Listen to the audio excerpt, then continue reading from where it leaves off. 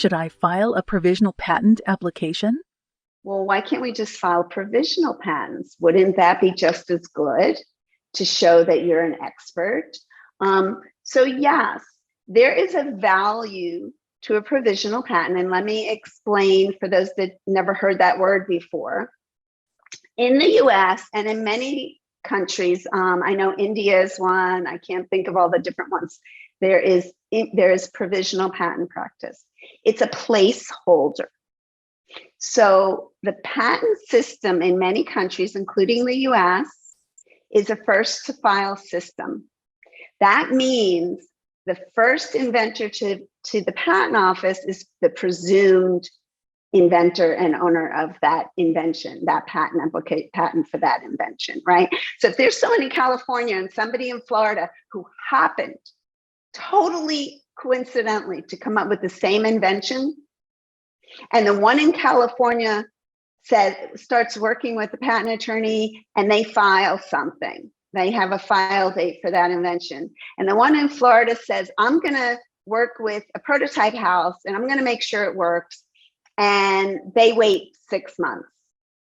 They wait 9 months, they wait 2 years. The one who filed first gets the patent, the other one doesn't. So a lot of people and a lot of inventing communities say, well, just get something filed, get that date. And that's a provision, so they'll file a provisional.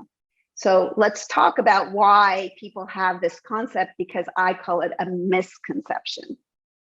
I do use provisional patents, but in a very different way. Remember we talked about enablement? When you file a provisional patent just to get the date, knowing that a year later, because I didn't mention that, but you have a year, it buys you a year to convert it to an actual utility. What is in that document informs what protection you have in the final patent. So if you take, if you are just starting out and you just want to be first to the patent office, so you file something, maybe you even do it yourself, and there's no enablement, or as time goes on, as the year goes on, you make the thing work, the product now works, and you change it, but the piece that made it work wasn't in the provisional, you do not legally have that original date. So it's a misnomer that you can file the provisional and keep it.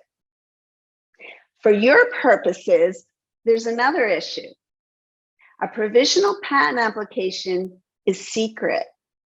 It's never public. Well, I'll take it back. I'll tell you when it becomes public, but it is not a patent asset.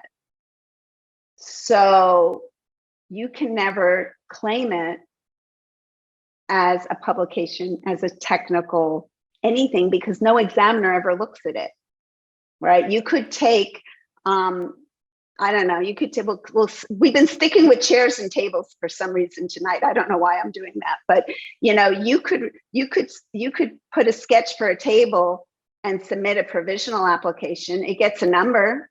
Nobody ever looks at it.